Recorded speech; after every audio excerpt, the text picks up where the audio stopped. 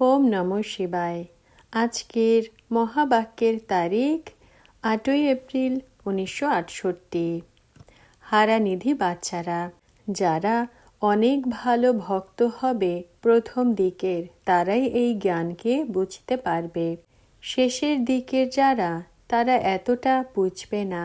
যারা ভক্তি করেছে তাদেরই বাবা এসে ফল দিয়ে থাকেন, তারাই বেশি পড়বে। অন্তে সবই জানতে পেরে যাবে। ওম নমঃ শিবায়। শ্রী ভগবানুবাচ। যেমন অন্য পণ্ডিতরা কৃষ্ণ ভগবানুবাচ বলে, অথবা ব্যাস ভগবানুবাচ, বশিষ্ঠ ভগবানুবাচ বলে, সে তো সব হলো শরীরেরই নাম। আর এ তো হলো শিব ভগবানুবাচ, এর শরীরের নাম তো হলো ব্রহ্মা। এ নিজের নাম নেয় না, বলে যে শিব ভগবানুবাচ বাচ্চাদের প্রতি, কারণ বাচ্চারাই জানে যে শিব বাবা আমাদের রাজ্য শেখান, তন্ত ব্রহ্মারি নিয়েছেন, তাকে ভাগীরথ বলা হয়। তোমরা বোঝো শিব বাবার নিবাস ধাম হলো পরমধাম। নিশ্চয়ই বাবা পরমধাম থেকে এসে বলেন শিব ভগবানুবাচ। আচ্ছা, এখন প্রথমে মনোহর কন্যার কাছে প্রশ্ন করি যে এক হলো জ্ঞান, দ্বিতীয় হলো যোগ। এখন প্রথমে যোগ নাকি জ্ঞান? এক অক্ষরে রেসপন্স করো। শিব বাবা এসে কেন বলেন জ্ঞান? আচ্ছা, যোগ বড় নাকি জ্ঞান? যোগ হলো বড়, কিন্তু যোগের জন্য জ্ঞান চাই। প্রথমে তো বাবা হলেন জ্ঞানের সাগর, প্রথমে যোগের জন্য জ্ঞান দিয়ে থাকেন, এরপর সৃষ্টির আদি মধ্য অন্তেরও জ্ঞান দিয়ে থাকেন। প্রথমে জ্ঞান দিয়ে থাকেনই স্মরণের। মুখ্য কথাই হলো বাবাকে স্মরণ করার। এরপর হলো বর্ষা। এ হলোই নতুন নতুন কথা। তোমাদের বুদ্ধি উপরে চলে যায়, বাবা এসে আমাদের পড়ান, জ্ঞান দিয়ে থাকেন। আর কোথাওই এমন কথা হয় না। বাচ্চাদের নিশ্চয় হয় যে বাবা এসে আমাদের পড়ান। এও নিশ্চয় রয়েছে শিব বাবার এ হলো স্থাপনা করা আত্মিক ইউনিভার্সিটি। এখন আমরা এই বাইরের মানুষদের কি করে বোঝাই যে আমরা এটা পড়ি, যে পড়ার দ্বারা এই বড়র থেকেও বড় পদ প্রাপ্ত করি, হলো তো নিশ্চয় ভগবানুবাচ।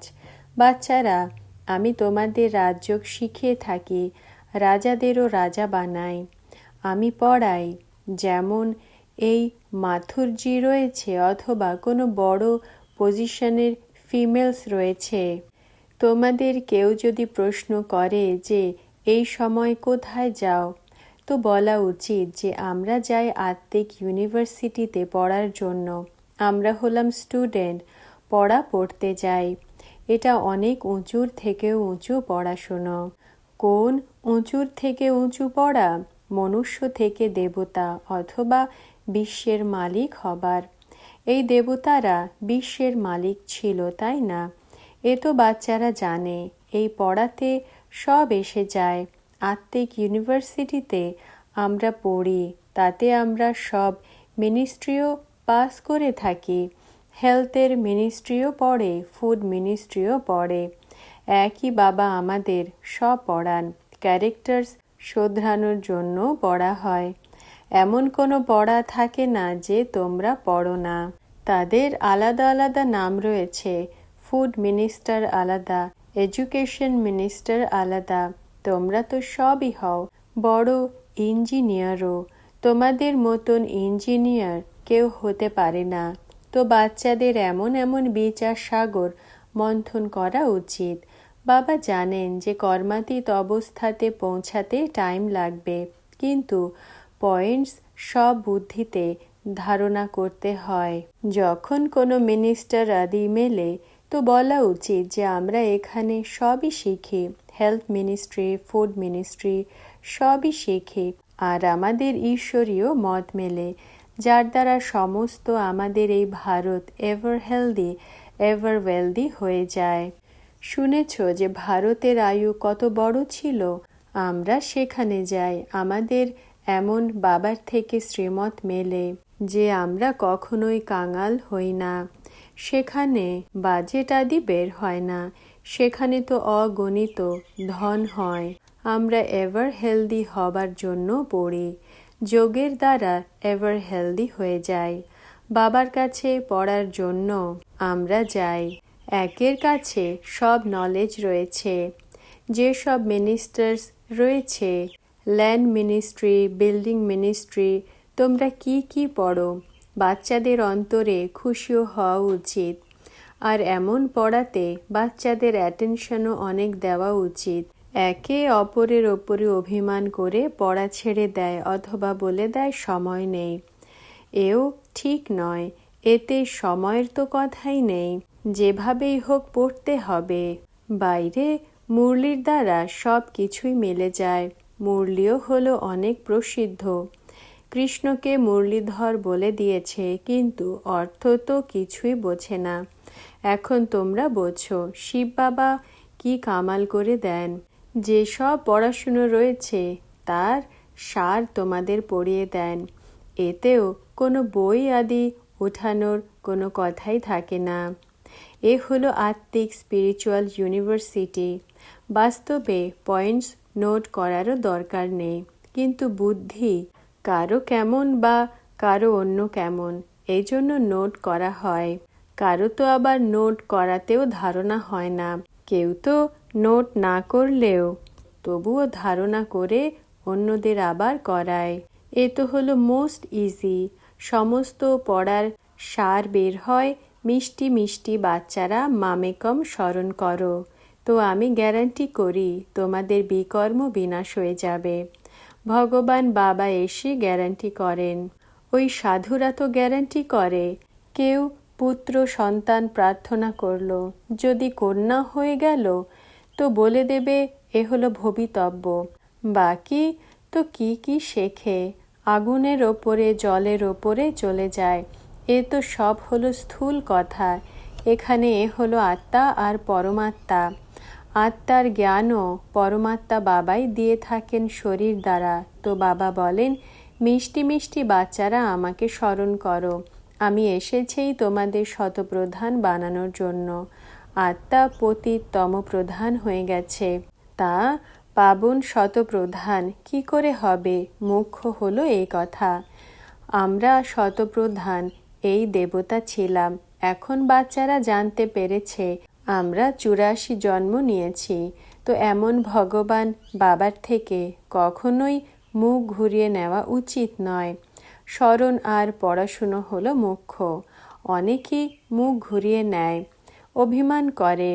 কুমারীর যখন কুমারের সাথে বাগদান হয়ে যায় তো তাকে কত স্মরণ করে, কিন্তু তাতে লাভ কি হয়? কিছুই নয়।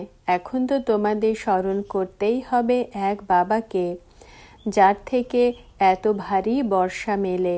এই কথা হয় সঙ্গম যুগে। তো বাচ্চাদের কত মিষ্টি মিষ্টি ভালো কথা শোনাই, ভালোবাসি। এমন তো নয় যে টিচার রূপে পড়িয়ে চলে যায়। তোমরা বাবার কাছে এসে থাকো। ওই লৌকিকের পড়াতে এমন তো মিলতে আসে না। এই পড়াতে বাবাও হলেন টিচারও, স্মরণের যাত্রাও শেখান, ডাইরেকশন দিয়ে থাকেন। আর কোথাও যেও না, শুধুমাত্র এক বাবাকেই স্মরণ করো। নিষ্ঠাতে বিশেষ করে বসতে হয় কি? মনে করে বাবাও নিশ্চয়ই নিজের স্বধর্মে বসবেন। বাবার স্বধর্ম হলো শান্ত। তোমরা বাচ্চাদেরও স্বধর্ম হলো শান্ত। আমরা শান্তিধামের অধিবাসী, যাকে পরমধাম বলা হয়। এখন আমরা সতের সঙ্গে বসেছি। সত্য হলেন ঈশ্বর। তিনি বাবাও, টিচারও, আবার সদ্গুরুও সাথে নিয়ে যান। এ তো বুদ্ধিতে থাকা উচিত না? খুশিও থাকে। এতে ডিফিকাল্ট কিছুই নেই। তারা তো কত টাইটেলস রাখে, ডক্টর অফ ফিলোসফি, তার জন্য আলাদা টুপি রাখে। এখানে তো কোনো কথাই নেই। এ তো হলো সিম্পল। যেমন সিম্পল বাবা তেমন সিম্পল হলো জ্ঞান, সিম্পল হলো যোগ। সহজ জ্ঞান, সহজ যোগ। বলা, কাজ করা, ওঠা বসা খুবই হলো সহজ। বাবা কত সহজ কথা শোনান, এখানে তোমাদের ভালোভাবে বোঝানো হয়। এরপর যখন ঘরে চলে যাও তো কেউ কোথা থেকে স্মরণে আসে, আবার অন্য কেউ স্মরণে আসে। এখানকার কথা সবাই ভুলে যায়। বাবা যুক্তি তো অনেকেই বলে থাকেন, ঘুরতে যাও তাও এই কথা বলো, মন্দিরেও যাও তাও এটাই বোঝাও যে তোমরা কি জানো তোমরাও এই পুরুষার দ্বারা এই দেবী দেবতার মতন হতে পারো। এরা হলো পূজ্য, নিশ্চয়ই এরা 84 জন্ম নিয়েছে, পূজারী হয়েছে। জ্ঞানের পেছনে ভক্তি নিশ্চয়ই রয়েছে। পূজ্যর পরে পূজারী অবশ্যই হয়। তো যারা সার্ভিসে তৎপর থাকে তারা এমন এমন বুঝিয়ে সার্ভিস করতে পারে। বড় বড় মানুষদেরও বোঝাতে হবে। কত টাইটেল মেলে, বলবে এ এত পজিশন সম্পন্ন মানুষ, এ তো অনেক উচ্চ কথা শোনায়। বড় মানুষদেরই বড় মানুষদের দিয়েই বোঝাতে হবে। তো বাবা বলেন বড় মানুষদের ধরতে হবে। যদিও প্রথমে গরিবরাই পড়ে, কিন্তু ধনীদেরও ওঠানো উচিত, যারা বোঝাবে। তোমাদের তো কোনো টাইটেল আদি নেই, তোমরা বাচ্চারা সব হলে অশিক্ষিত। মানুষের তো সব স্মরণে থাকে, এই পরীক্ষায় পাশ করেছি। এখন বাবা তোমাদের অন্ধশ্রদ্ধার জ্ঞান বের করে দেন, নতুন জ্ঞান ধারণ হতে থাকে। বাবাও হলেন সাধারণ। এসে কুবজা, ভিলনি, অহিল্যা সবাইকেই ওঠান। এ তো বাবাই এসে পড়ান। বাবা বুঝিয়েছেন পতিতারা অধম থেকেও অধম। তারা ভালোভাবে এসে বোঝে তাদের থাকতেও হয় নিজেরই ঘরে। এমন নয় যে তাদের আমরা খাওয়াবো, রাখবো। তারা বলে যে আমরা এই পড়া পড়ব, এরপরে আমাদের খাওয়াবে কে? আরে তোমরা যেমন ঘরে থাকো তেমনই থাকো, ছুটি নিয়ে শুধুমাত্র এসে পড়ো। তোমরা জেলে গিয়ে বোঝাও, কিন্তু ওই গভর্নমেন্ট কি জানে, তারা কোনো ছুটি দিতে পারবে না। তোমরা কত সময় বা গিয়ে বসে বোঝাবে? হ্যাঁ, গিয়ে জেলারকে বোঝাও তো এমন এমন সার্ভিসের খেয়াল সারাদিন চলা উচিত। এই সময় তো তোমরা ড্রামা অনুসারে সার্ভিস করতে থাকো। তোমরা বলতে পারো যে আমরা বাবার দ্বারা সব কিছু পড়ে নেই, কোনো কিছুই পড়তে বাকি থাকে না। এ হলো হোলসেল নলেজ, এতে আমরা সবাই সম্পন্ন হয়ে যাই। আমরা সব কিছুই পড়ে নেই, বাবার কোনো চিন্তা নেই, বাচ্চাদেরও চিন্তা নেই। যা কিছু তোমরা করো বাবা বোঝেন যে কল্প পূর্বেও করেছিলে, ডিসসার্ভিস কল্প পূর্বেও করেছিলে, নিজেরই পদ ভ্রষ্ট করেছ। বাবার চিন্তাই নেই, শান্তির মতন আর কোনো জিনিসই নেই। চুপ থাকতে হবে, স্মরণের দ্বারাই সব মনোকামনা পূর্ণ হয়ে যায়। ক্যারেক্টার্সকে শোধরানো সব কিছু নির্ভর করে স্মরণের ওপরে। যতটা স্মরণে থাকবে ততটাই ক্যারেক্টার্স শোধরাবে। মায়া যদিও যতই হয়রান করুক, তোমাদের অঙ্গদের সমান অডল থাকতে হবে।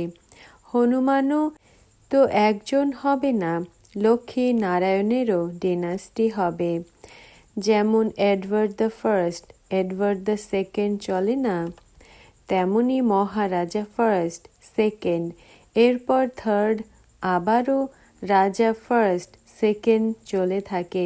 কৃষ্ণের রাজ্যে খ্রিস্টানের কোনো হাত কানেকশন নেই লেনদেনের। ভারতের থেকে অনেক নিয়েছে, আবার দিতেও হবে। অটোমেটিক্যালি চলতে থাকে, দিয়েও থাকে প্রয়োজনের সময়। এই সময় ভারতের প্রয়োজন রয়েছে, ওই সময় তাদের প্রয়োজন ছিল, তো সবই নিয়ে গেছিল। এই সব কথা বাবা ছাড়া কেউ বোঝাতে পারে না।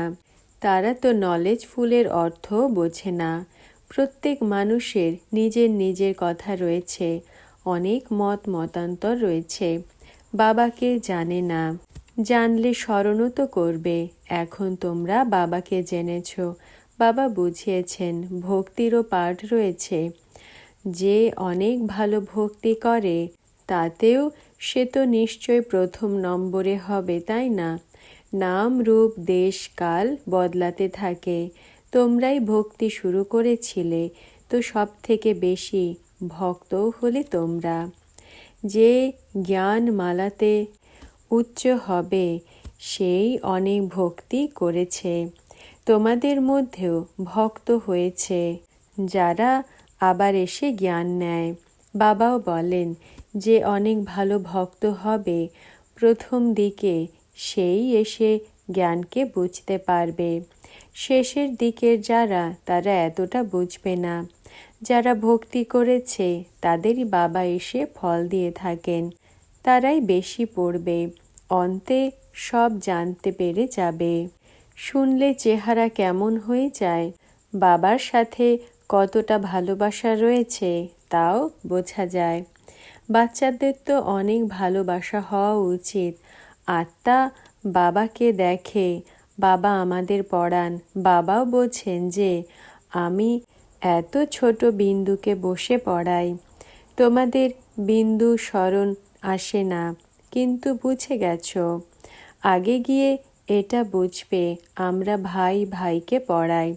চেহারা যদিও বোনের, কিন্তু দৃষ্টি আত্মার দিকেই যাবে, শরীরের ওপরে দৃষ্টি যাবে না। এতেই বড় পরিশ্রম রয়েছে। আমরা ভাই ভাই মনে করে পড়াবো। তোমরা জানো যে আত্মা হলো বিন্দু, তাতে সমস্ত জ্ঞান ভরা রয়েছে। অনেক ভারী এই পড়াশুনো। এই পড়াশুনোর তুলনায় লৌকিকের পড়াশুনো তো হলো পাই পয়সার সমান। ওজন যদি করো তাহলে ঈশ্বরীয় পড়ার দিকেই অনেক ভারী হয়ে যাবে। বাবা বলেন আমি আত্মাদের পড়িয়ে থাকি, তো আত্মাদের রিয়েলাইজ করতে হয় যে সেটা কি জিনিস। বাবাকে বসে রিয়েলাইজ করাতে হয় যে আত্মা হলো এমন। মানুষের বুদ্ধিতে তো বসে রয়েছে যে পরমাত্মা হলো হাজার সূর্যর থেকেও তেজময়, তো তাদের সেই সাক্ষাৎকারই হবে। যেমন অর্জুনের উদাহরণ দিয়ে থাকে, সে বলেছিল যে তেজ সহন করতে পারি না। প্রথম দিকে এমনও অনেকের সাক্ষাৎকার হতো। মানুষ মনে করবে যে এর ভগবানের সাক্ষাৎকার হয়ে গেছে। আমি বলবো কিছুই নয়, এমন তো ভগবান নয়, এ তো যেন ভাবনা, আর সেই অনুসারী সাক্ষাৎকার হয়। আচ্ছা, মিষ্টি মিষ্টি আত্মিক বাচ্চাদের আত্মিক মাতা পিতা বাপদাদার স্মরণ স্নেহ আর নমস্কার। আজকের বরদান, সত্য ব্রাহ্মণ ভব। ব্যাখ্যা: সত্য ব্রাহ্মণের পরক মুরলির দ্বারাই হয়। মুরলীধরের সাথে স্নেহের নিশানীয় হল মুরলী। যতটা মুরলীর সাথে স্নেহ রয়েছে ততটাই মনে করবে মুরলীধরের সাথেও স্নেহ রয়েছে।